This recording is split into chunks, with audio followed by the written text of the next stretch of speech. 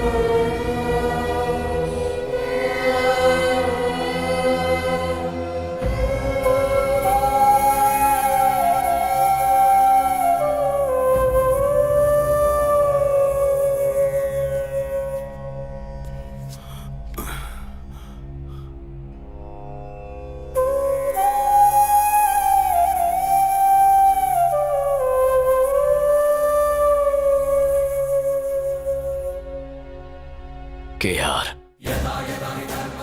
वही इसके पीछे है। और कौन मिला हुआ है? मैं उसके साथियों का पता लगा लूंगा।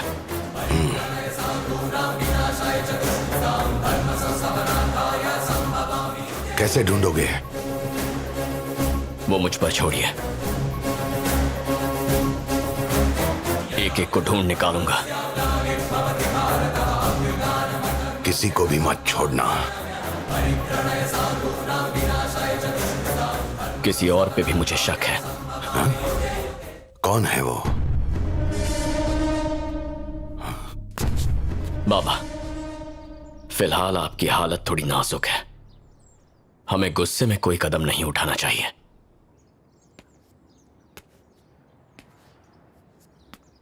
उन्होंने सिर्फ आपकी बीवी को नहीं मारा, मेरी मां को मारा है। उन्होंने सिर्फ यहां के राजा को धोखा नहीं दिया है, मेरे बाबा को भी दिया है। इन दो कारणों की वजह से अगर किसी को बदला लेने का सबसे ज्यादा हक है तो वो इंसान मैं हूं। जाओ मेरे शेर। कृष्णा,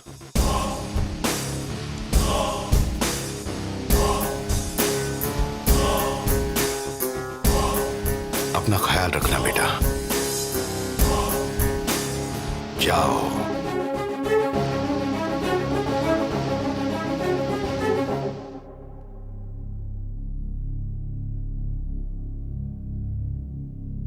रघु। हाँ दादा। लक्ष्मी के तेरवे की तैयारी करो और शहर के सारे बड़े लोगों को बुलाओ। नगर सेवक, एमएलए, एमपी, मुख्यमंत्री, इन सारे पॉलिटिशियंस को जरूर बुलाओ और अपने सारे रिश्तेदारों को भी बुलाओ। कोई छूटना नहीं चाहिए।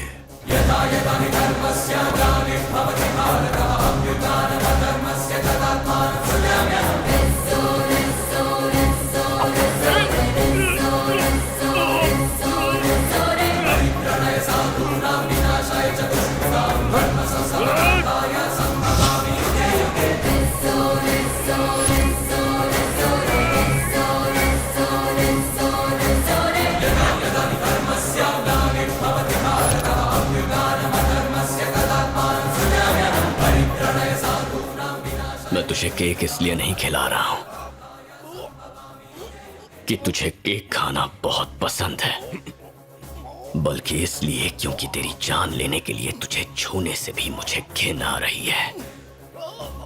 तू तड़प तड़प कर मरे, इसीलिए हमने केक में जहर मिलाया है। मेरा यकीन मानो कृष्णा, मैंने उन्हें कहा था कि ऐसा मत करो। मैंने बताया कि तुम्हारे बाबा कितने अच्छे आदमी हैं, पर केआर मेरी बात ही नहीं मान रहा था। यकीन करो। नहीं नहीं नहीं कृष्णा,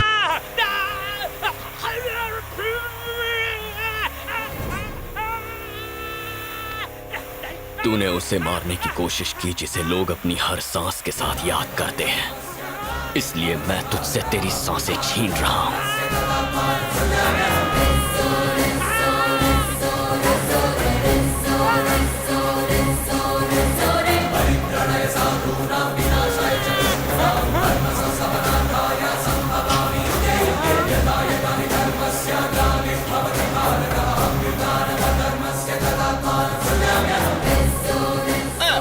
कृष्णा, मैंने तुम्हारे बाबा का कभी बुरा नहीं चाहा। इस बार भी जो कुछ हुआ उसमें मेरा हाथ बिल्कुल नहीं था। अरे मेरी थियरी तो सुन लो तुम प्लीज। तुमने गॉडफादर फिल्म देखी है या नहीं? मार्लिन ब्रांडो उसमें कहता है कि बदला ही सब कुछ नहीं होता, और मेरा भी ऐसा ही सोचना है। पर तुम तो बदला ले रहे हो यार। अगर तुम और तुम्हारे बाबा को नंदवरम प्रोजेक्ट नहीं पसंद है तो हम वही काम करेंगे जो तुम दोनों को पसंद हो। हम तुम्हारे घर में झाड़ू मारेंगे, तुम्हारे जूते पॉलिश करेंगे। तुम हथौड़े से मारो या फिर चाकू से मारो, मेरी आत्मा वक्त पर ही शरीर छोड़ेगी। तुम कुछ नहीं बदल सकते, और ये मेरी क्रिमिनल थियरी। अगर तू सारे वेद पुराण जानता है तो ये कैसे भूल गया कि बुराई पर हमेशा अच्छाई की जीत होती है? तेरी थियरी तेरी तरह कमजोर है।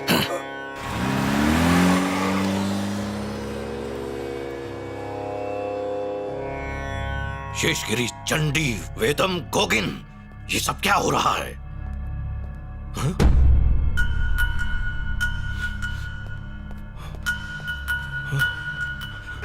बाबा,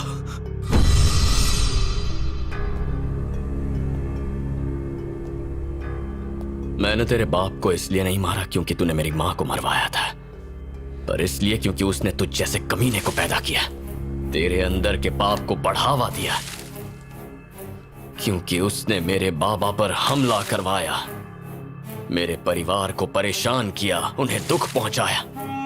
ऐसे और भी कई हजारों करोड़ों कारण हैं।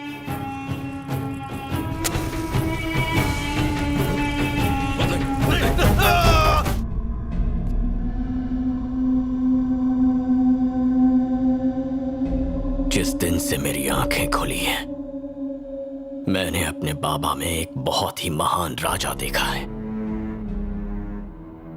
लेकिन अब मैंने गुंडों को उन पर हमला करते हुए देखा है। हॉस्पिटल में उनके शरीर पर चाकू के निशान देखे, उन्हें खून दिया जा रहा था। इतने कमजोर थे कि अपनी बीवी की जान नहीं बचा पाए, और इस सब की वजह है वो नंदवरम प्रोजेक्ट। वो इस प्रोजेक्ट को रोकना चाहते थे, अपने निजी फायदे के लिए नहीं बल्कि लोगों की भलाई के लिए। लेकिन कुछ लोगों के लिए वो कांटा बन चुके थे जिन्हें रास्ते से हटाना था। उस दिन जब हम सब शादी में जा रहे थे, तब हम कितने लोग थे, कब निकलेंगे, जाने का रास्ता क्या होगा? ये घर के किसी सदस्य ने उन्हें बता दिया।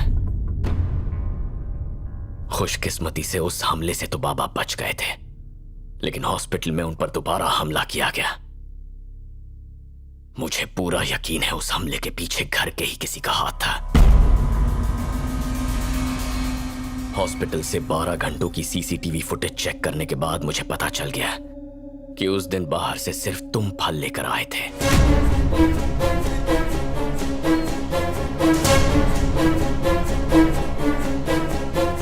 मुझे इस बात का गुस्सा नहीं है कि तूने उस मां को मारा जो आखिरी सांस तक तुझसे प्यार करती रही,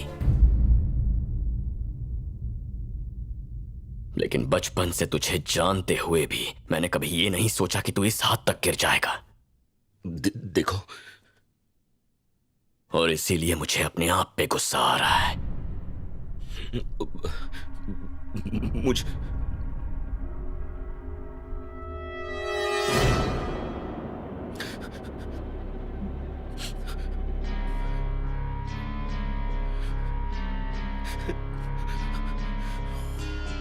मेरी नजर में तू बस एक गद्दार है, और किसी गद्दार का बस एक ही हश्र होना चाहिए।